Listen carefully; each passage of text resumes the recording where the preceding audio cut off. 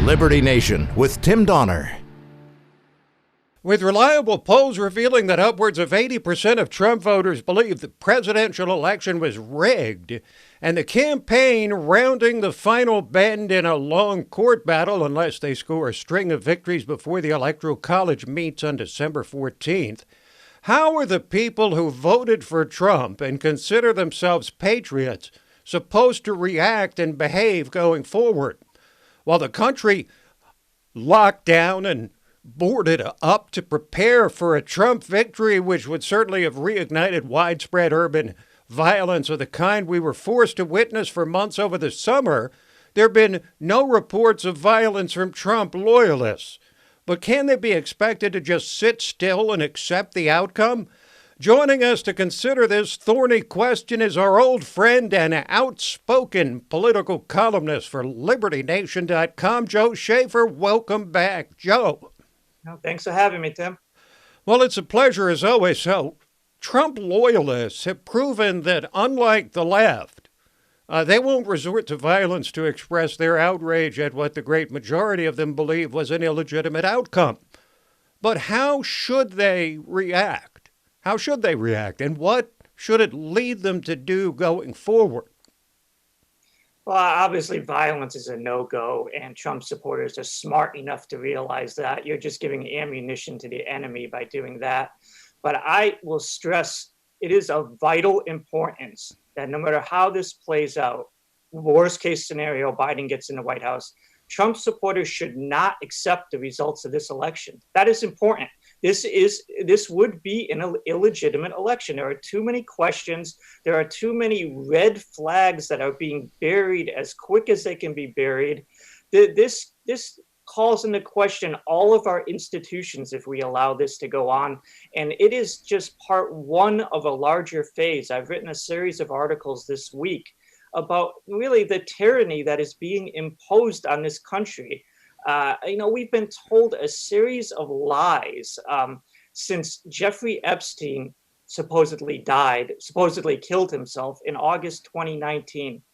The American people have had one big lie shoved down their throats after another. We've had these harsh coronavirus lockdowns where when our elites go out and play. You can't go to an outdoor restaurant. They will vote. And then the next day, they'll go to an outdoor restaurant. Forced to wear masks, vaccines coming. They're already talking about employers can fire you if you don't get the vaccine. You can't get on an airplane if you don't get the vaccine. So the election is tied into this. Americans cannot accept a fraudulent election. So there needs to be opposition. There needs to be no passive acceptance. It needs to be organized. It can't be chaotic. It can't be obviously looting in the streets, which isn't going to happen. But there has to be a pushback to this. It cannot be accepted. What do you see as the most important priorities for fixing the things that made this election so widely disputed that even 30% of Democrats don't believe the outcome?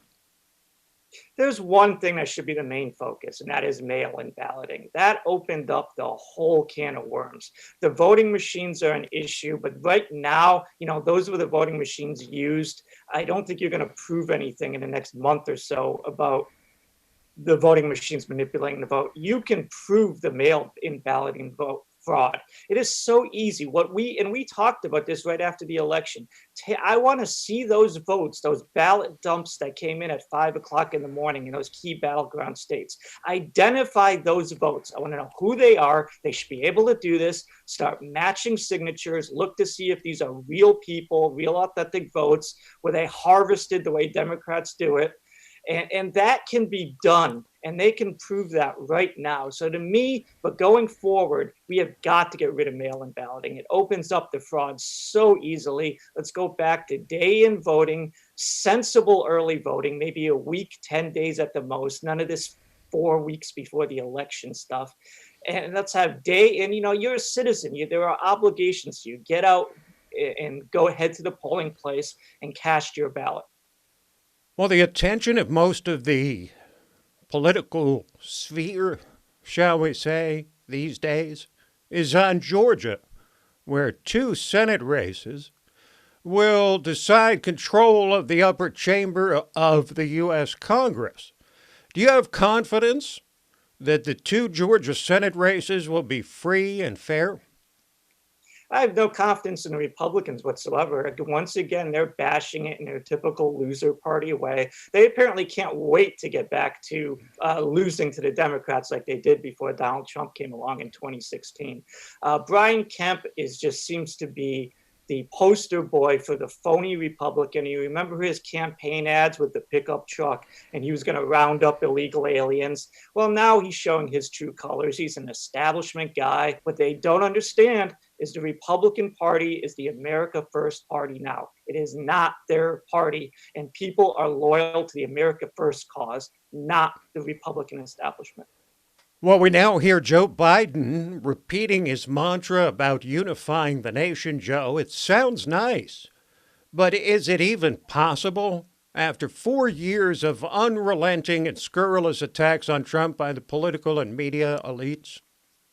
It's not possible when you're a fraudulent president, and I will never accept this man being president. He ran the worst campaign I have personally experienced in my lifetime, and my memory goes back to Reagan Carter in 1980. He was worse than Bob Dole, which to me was always the template. To me, the old guy, it's like, it's my turn, let me run, and then he loses. That's what Joe Biden seemed to me.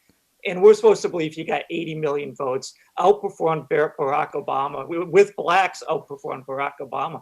It's just not believable in any way. And we've seen very strong allegations that I believe easily can be proven of fraud. How is he going to unite the country when half the country believes he's illegitimate? And they're right to believe that. We're seeing him being very low key now because he knows, they just want to sneak him in there. They know that they don't want to poke the bear now. Americans are very suspicious, and they're counting on us just passively accepting this as a fait accompli. And as long as the American people don't do that, I think we'll be okay. Even if he got in there, the outrage would be so strong. He is not going to be allowed to do the things he wants to do. Joe, you wrote an excellent piece on LibertyNation.com about globalism returning under Joe Biden after 4 years of an America First foreign policy under Trump. What do you see as the most immediate effects of going back to the same system we had for decades?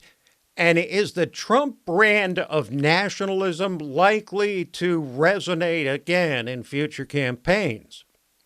Well, my big concern, and I think this is answering your question, it's the most important part to me, is the vast demoralization you're going to see across this country. You're going to see people realizing we don't have power to elect our own president. We don't have control over our government. They have control over our government. And 2016 was such a ray of hope. I would think it would even be a ray of hope if you were a Bernie Sanders supporter or a progressive outsider. A person outside their system came in and overthrew their little apple cart, their little cartel. And they responded in the only way they could respond. They had no popular support, so they had to pull off this swindle. It was a very elaborate and well thought out swindle. You have to have your coronavirus lockdowns, which got your mail-in balloting, which got your fraud, which got this phony president. So Americans are going to be demoralized, and how will they respond? Passive acceptance literally will lead us to tyranny. We'll be so submissive to tyranny if we passively accept this. So to me, globalism, military adventurism, it's all wrapped up in that. It's about us not calling the shots. It's the elites who have their own agenda calling the shots. And that would be disastrous to the American psyche. Joe, many thanks for jumping on board again. Appreciate it. Thank you.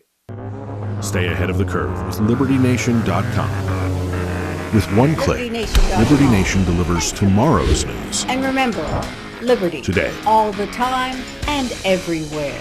With LNTV's Hot Topics and Analysis. You're looking at people just rising up. Liberty Nation Radio, The Uprising and Rabbit Hole podcasts. And dozens of insightful original articles. And now, you can keep your kids ahead of the curve with LNGenZ.com. LN Gen Z brings a free-thinking education right into your home for students of every grade level with articles, videos, worksheets, and ready-to-go curricula. While the media establishment giants are sleeping, you can stay ahead of the curve with LibertyNation.com and get tomorrow's news today.